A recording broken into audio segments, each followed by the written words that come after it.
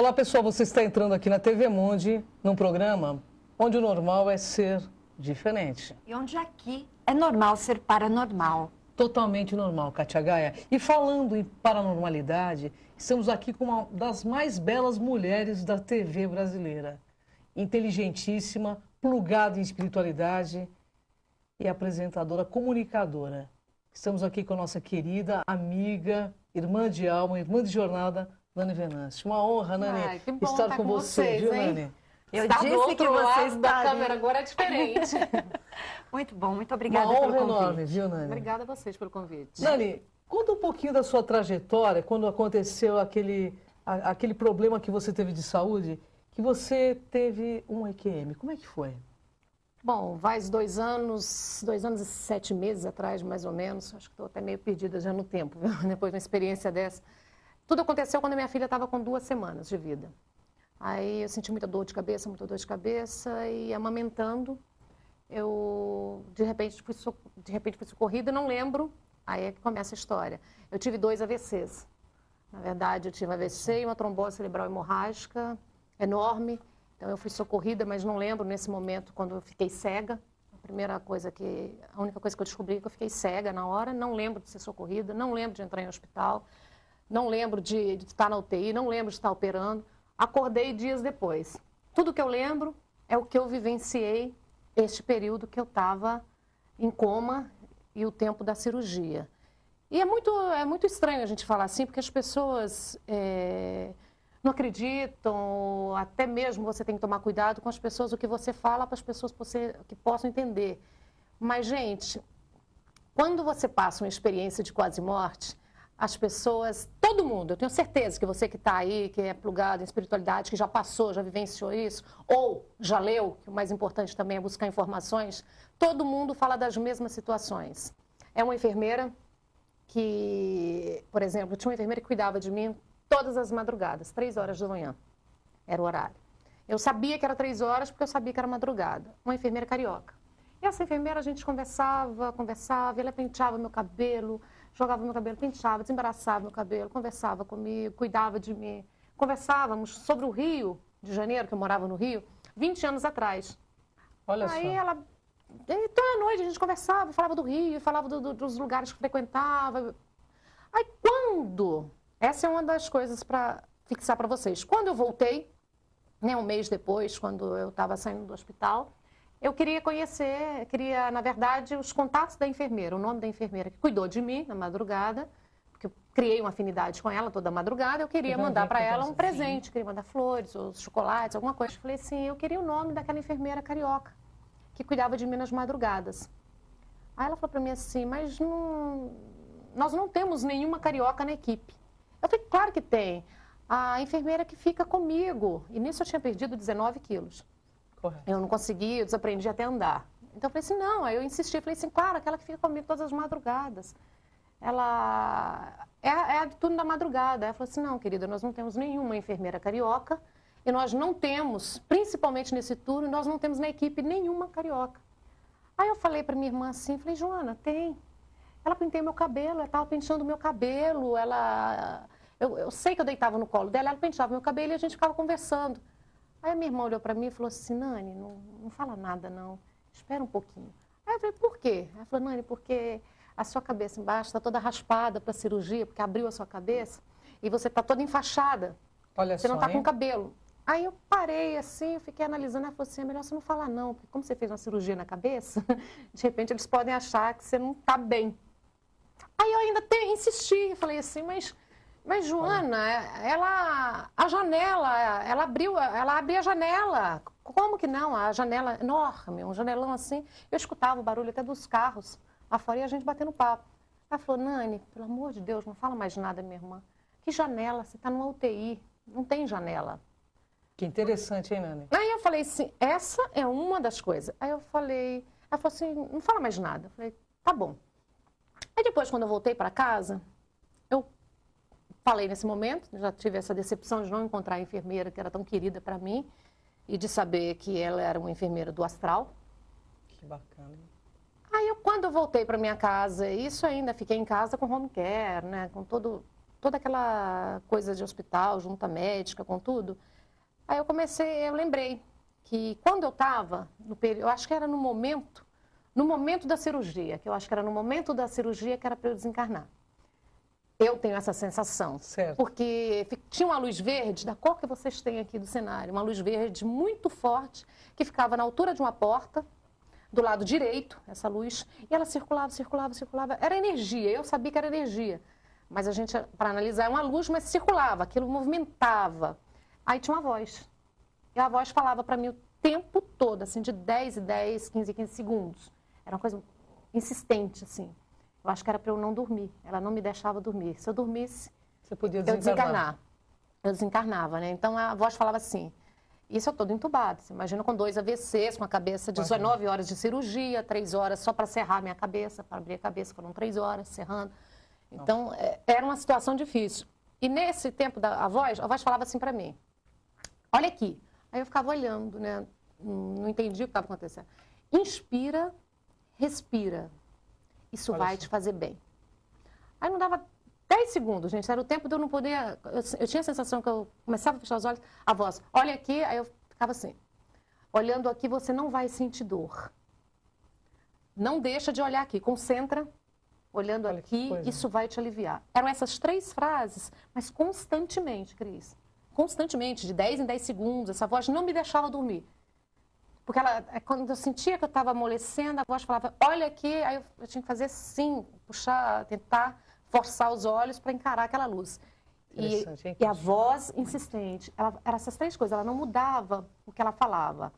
E a minha irmã, como já foi uma coisa de muita urgência, avisaram a minha irmã, que mora na Austrália. Ela pegou um avião, 24 horas de voo, que falaram, a Nani vem porque pode não ter jeito.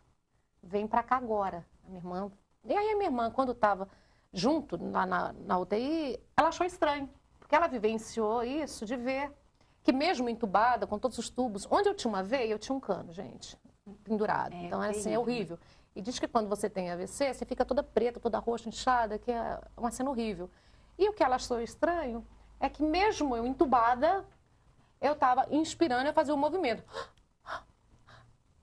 Olha que interessante. Você seguia aqui no físico o que te falavam. O que a voz falava. Aí a minha irmã falou, essa da Austrália, Leonarda, falou para minha outra irmã, para Joana.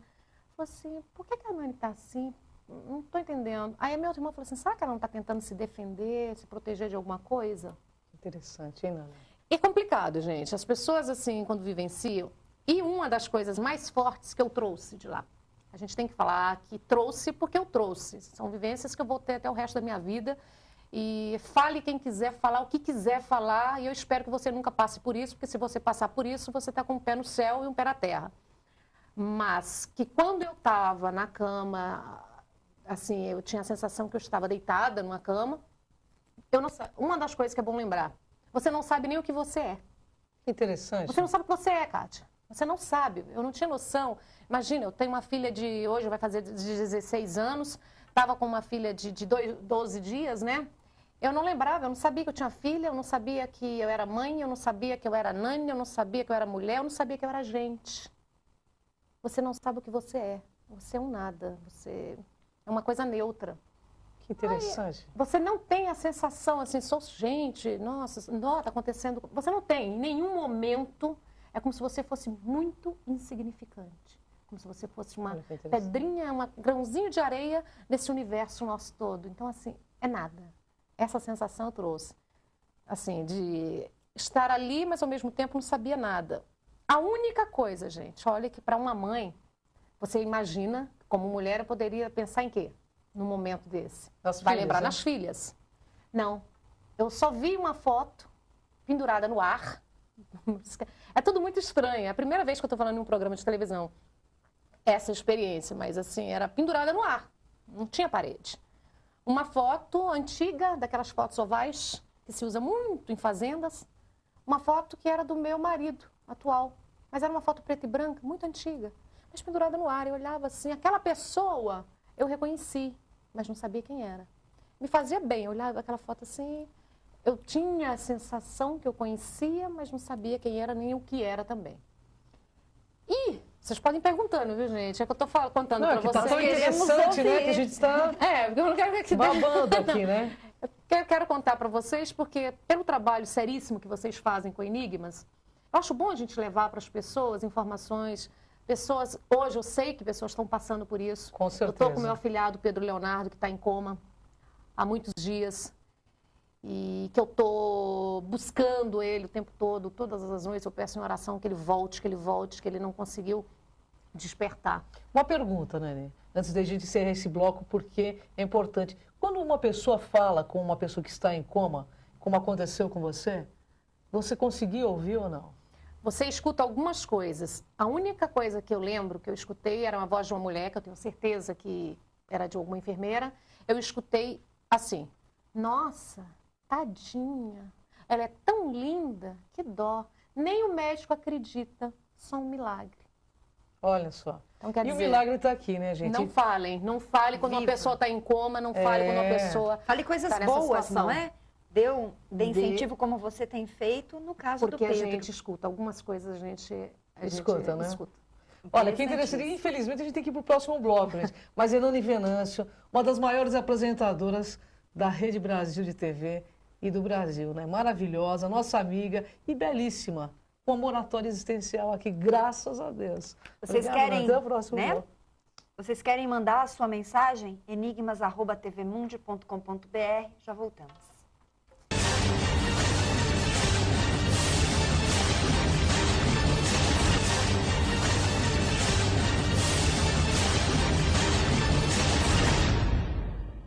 Voltamos ao programa Enigmas, aqui com um assunto muito interessante sobre EQM, e Nani Venâncio vai contar agora mais uma experiência. É verdade. Eu queria só salientar o seguinte. Experiência de quase morte é pesquisada pelas maiores universidades dos Estados Unidos. EQM hoje é uma matéria super pesquisada e comprovada, porque milhares de pessoas passaram pelo experimento. Mas a Nani Venâncio, uma pessoa super plugada em espiritualidade, está tendo a coragem de vir relatar aqui no Enigmas sua experiência pessoal, que vai enriquecer muito a vida de vocês. Nani, mais uma vez, me fala uma coisa. Você viu alguma coisa, o túnel de luz, o que você viu? A luz que eu vi foi essa verde que ficava o tempo todo comigo. E nessa luz, nesse círculo de luz, era um círculo de luz, e a gente olhava e sabia que era uma energia, porque aquilo movimentava, ele circulava o tempo todo. Quando ficou essa luz me acompanhando, eu escutava uma voz. E essa voz que eu falei para vocês, a única coisa que eu prestava atenção é assim, de quem é essa voz? Aí eu observava, ficava tentando assim, olhava, prestava atenção. Aí não era voz de mulher, eu falei, gente, mas não é voz de mulher. Aí eu prestava atenção, também não era voz de homem, não tinha sexo essa voz. Não dá, é indefinível, assim, você não consegue saber de quem. E uma das coisas que me deixou, que eu trouxe, foi que eu estava a sensação, porque então, você não sabe nem se você está deitada, nem que você está no hospital, você não sabe nada.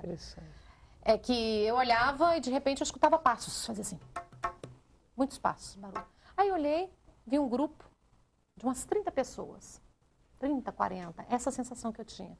Aquele grupo passava e todos me olhando, mas o olhar foi o que ficou. Engraçado, como eu trouxe aquele olhar de lá. Eles me olhavam com aquele olhar do filme Os Outros, da Nicole Kidman. É aquele olhar, Cris, aquele olhar que não te perde um segundo. Como se você fosse um fantasma, então. Eles olhavam, encaravam e passavam todos olhando, iam, depois... Eles iam, aí eu fiquei observando, tinha uma mocinha de uns 13 anos, homens, mulheres, tudo. E no meio deles, eu sabia, não sei porquê, mas eu sabia que era o líder deles. Era um homem da pele bem moura, assim, bem, parece indiano, o cabelo liso, penteado para trás, assim atrás da orelha, meio compridinho aqui, e uma bata branca. E esse estava no meio deles. Eles todos olhavam para ele e só me olhavam, eles não falavam nada. Eles me olhavam, aí eles passavam, e dava-se um tempo, eu escutava lamúrios de dor, como se alguém estivesse sofrendo. Eu escutava... Aí eu escutava os passos. Aí eu olhava, eles estavam vindo de novo. Aí eu olhei e falei assim, nossa, que engraçado. Eles estão tão coladinhos na parede, tão próximos da parede. Aí ao mesmo tempo eu olhei e falei assim, não, eles estão atravessando a parede. Eles atravessavam, mas para mim era normal. É por isso que eu estou falando, a sensação é assim, aquilo ali era normal, eu estava num lugar, eles vinham, eles passavam, mas eles todos atravessavam a parede. Até então pensei que eles estivessem muito juntos da parede. Aí depois observei, eles atravessavam a parede e andavam. E eles passaram algumas vezes, não foram muitas. Esses são socorristas, você acha? Eu acredito que seja um grupo de socorristas, mas como eu não reconheci ninguém. Então essa história de falar que, de repente, quando você está desencarnando, que vem mãe, vem pai, vem vô, vem tia, eu não reconheci ninguém. Eu acho que até então foi um dos motivos que me segurou para não poder acompanhá-los. Não quis. Em nenhum momento eu quis acompanhar aquele grupo. Eles me olhavam. Fizeram convites? Não, mas eles me olhavam, paravam, olhavam e olhavam para essa pessoa que estava no meio, esse homem. Olhavam para mim e eu fiquei lá na minha, olhando assim. Eles passavam, voltavam, me encaravam, voltavam. Eu acho que eles estavam esperando desencarnar para poder acompanhar. Talvez esperasse que você desencarnasse para poder te conduzir, né? Mas a sensação que eu trouxe, assim, a sensação de alma, hoje eu sei por que mais pessoas desencarnam. Hoje eu sei por que mais pessoas desistem, mais pessoas vão. Por que, Nani? Porque a sensação, quando você está vivenciando isso, passando por isso, é como se tivesse 200 pessoas te chamando do lado de lá. Olha só. Vem, 200. 3, 4, no máximo, para você ficar. A energia, a força para você ir, Cris, é tão grande, é tão grande assim para você. É como assim, desiste, deixa tudo e vai. E de 200 para 3, 4, era muito pouquinho para eu ficar. Então, assim, é muito... Hoje eu não tenho medo da morte. Eu não tenho medo da morte porque eu vivenciei ela, eu passei por isso, eu tive essa sensação. Eu tenho minhas filhas hoje. Engraçado que a gente se apega a muitas coisas aqui, muitas coisas deixam a gente presa na matéria. Verdade. Que não é bacana. Mas, por outro lado, eu tenho certeza que é muito, muito mais interessante do lado de lá do que aqui. Olha que interessante. Nani, me fala uma coisa. Você que esteve no limiar da morte e teve essa experiência, qual foi hoje, o que mudou para a Nani Venâncio? Minha vida, os valores, as crenças, tudo. Eu acho que muda. Você muda, porque uma das coisas assim que o importante da mudança é quando você traz essa experiência e descobre que você não é nada.